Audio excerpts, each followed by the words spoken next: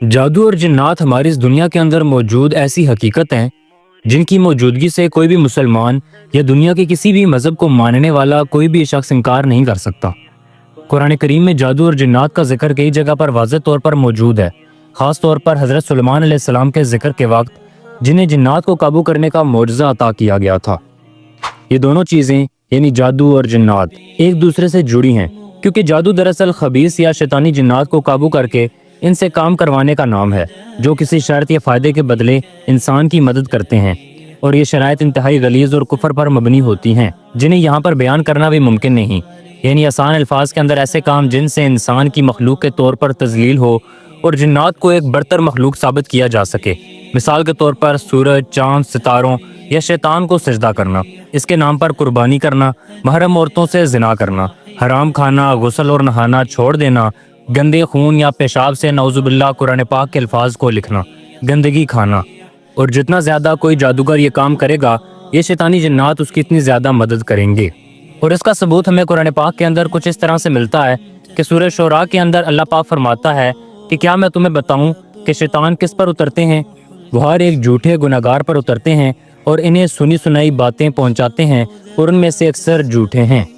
یاد رہے کہ یہ مدد ہر جنات نہیں کرتے، کیونکہ ان کے اندر بھی نیک اور خبیث جنات موجود ہیں، جن کا ذکر سورہ جن کے اندر موجود ہے کہ ان کے اندر اچھے جنات بھی ہوتے ہیں یا نیک جنات اور شیطانی جنات بھی۔ جادو کا لفظ اردو زبان کے اندر استعمال ہوتا ہے کیونکہ عربی زبان کے اندر اس کے لیے سحر کا لفظ استعمال کیا جاتا ہے، جس کے معنی ہے حقیقت کو پھیر دینا یا دھوکہ دینا، جو کہ بس نظروں کا دھوکہ ہوتا ہے، کیونکہ حقیقت کے اندر کچھ بھی نہیں بدلتا، جبکہ اس کے الٹ معجزے کے اندر حقیقت کو بالکل بدل دیا جاتا ہے۔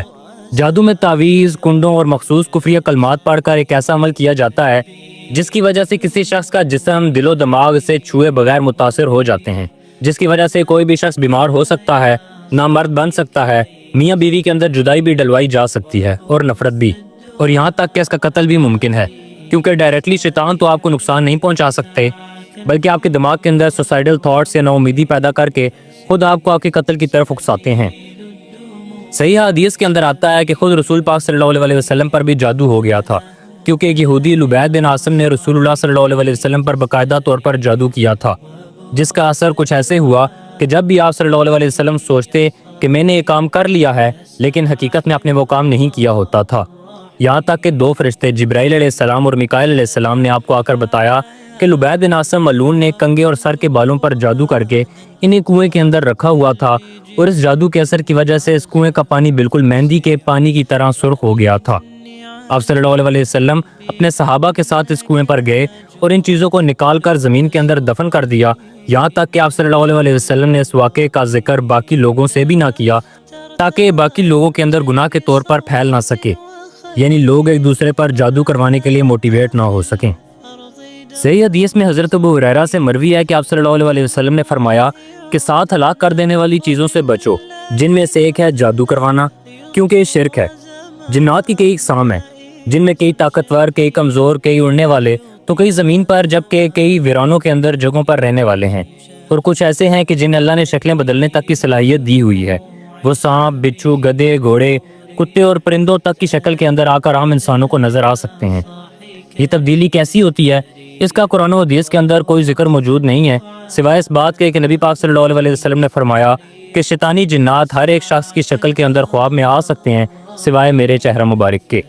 غلیظ شیطانی جنات ہر جگہ پر پائے جاتے ہیں جہاں پر کوئی گناہ اور شرک ہو رہا ہو، یہاں تک کہ آپ کے گھر کے ٹوائلٹ کے اندر بھی جہاں پر گندگی موجود ہو تو وہاں پر بھی یہ سب سے زیادہ پائے جاتے ہیں، اس لیے وہاں بیٹھ کر نا امیدی کے اندر رونے سے بھی منع کیا گیا ہے، کیونکہ اس دوران یہ شیطانی جنات آپ کے جسم کے اندر داخل ہو جاتے ہیں، یا پھر آپ یہ کہہ سکتے ہیں کہ اس حالت کے اندر آپ کے جسم کی کیفیت یا فریکوینسی ان کے لیے سب سے آئیڈیل یا بہترین ہوتی ہے، یا پھر غصے کی حالت میں یا پھر بے حیائی کے وقت یہ سب سے زیادہ آپ کے جسم پر جلدی حملہ کرتے ہیں اور آپ پر اٹیک کر کے آپ کے دماغ پر قابض ہو جاتے ہیں۔ اس کے بعد یہ آپ سے مزید گناہ کروا کر آپ کو اس کا عادی بنا دیتے ہیں، یہاں تک کہ جب تک آپ ان گناہوں سے توبہ نہ کر لیں۔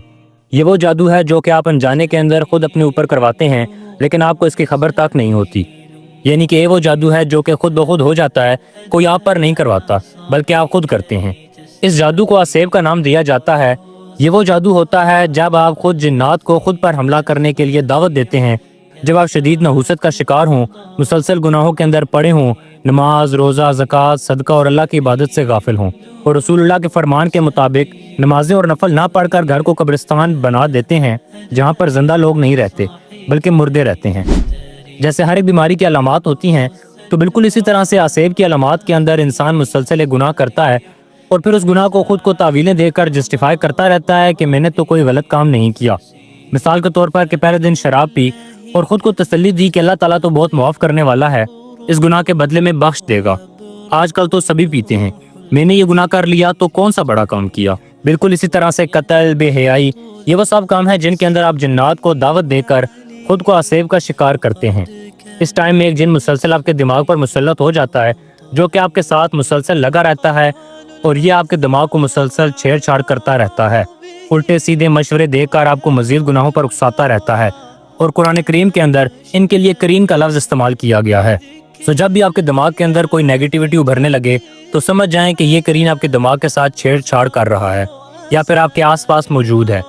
اور اگر کوئی اچھی سوچیں آپ کے دماغ میں مسلسل آ رہی ہیں تو اس کا مطلب ہے کہ کوئی ملک یعنی کوئی فرشتہ آپ کے آس پاس موجود ہے، اور آپ جانتے ہیں کہ فرشتے کبھی بھی کسی ناپاک جگہ پر نہیں اترتے۔ اگر کوئی کرین آپ پر مسلط ہے تو اس وقت آپ اپنے سر کے اندر درد محسوس کریں گے، الرجی یا خوف محسوس کریں گے، آپ کی یادداشت کافی کمزور ہونے لگے گی، ہر وقت آپ کو برے خیالات اور برے خواب آنے لگیں گے۔ یہ سب سے پہلے آپ کو نا امیدی اور مایوسی کے اندر ڈالے گا، اور یہ نا امیدی اور مایوسی آپ کے دل کا کوئی یہ حال کر دے گی۔ سب سے زیادہ مایوسی نجومی یا پالمس آپ کے دلوں کے اندر ڈالتے ہیں۔ اگر وہ آپ کا ہاتھ دیکھ کر شیطانوں کی مدد سے کچھ پیشن گوئی کرتے ہیں تو اس غم یا تکلیف کا سن کر ہی آپ کی باقی زندگی مایوسی اور نا امیدی میں گزر کر آپ اس دنیا کو چھوڑ کر چلے جاتے ہیں۔ ان پیشن گوئیوں کو سن کر آپ اپنی باقی زندگی کو جی نہیں پائیں گے۔ اس لیے اللہ کے رسول اللہ صلی اللہ علیہ وسلم نے ہاتھ دکھانے والے یعنی نجومی، کاہنوں، جادوگروں کے پاس جانے سے یوں منع فرمایا کہ جو بھی شخص ان کے پاس گیا اس نے اس چیز کا انکار کیا جو کہ محمد صلی اللہ علیہ وسلم پر نازل ہوئی۔ اب اس آسیب سے نکلنے کا طریقہ انتہائی آسان ہے۔ توبہ کرنا، اللہ کا ذکر کرنا، قرآن پاک کی تلاوت کرنا، صدقہ کرنا، نمازوں کی پابندی اور اللہ تعالیٰ پہ یقین، جیسا کہ اللہ پاک قرآن پاک کی سورہ نحل کے اندر فرماتا ہے کہ جب قرآن پاک پڑھنے لگو تو شیطان مردود سے اللہ کی پناہ طلب کیا کرو۔ اس آسیب کا علاج کسی عامل، نجومی یا جادوگر کے پاس بالکل نہیں ہے، بلکہ صرف اور صرف آپ کے پاس ہے۔ پس آپ کو ذکر اور عبادات کی پابندی کرنی ہے، تب کہیں جا کر مشکل سے جنات آپ کا پیچھا چھوڑیں گے، کیونکہ اس کے اندر بہت ٹائم لگ سکتا ہے، لیکن اس کے بعد کوئی بھی آسیب، کوئی بھی جادو، کوئی بھی نظر بد آپ پر کبھی بھی اثر نہیں کر سکتی، اور یہ اللہ کا وعدہ ہے جو کہ سب سے طاقتور اور قادر ہے۔ اس سلسلے میں سب سے بہترین دعا سورہ المومنون کے اندر موجود ہے، جس کا ترجمہ ہے کہ اے اللہ، میں شیطان کے وسوسوں سے تیری پناہ چاہتا ہوں، اور اس بات سے بھی کہ وہ میرے پاس آ کر مجھے تنگ کرنے کے لیے حاضر ہوں۔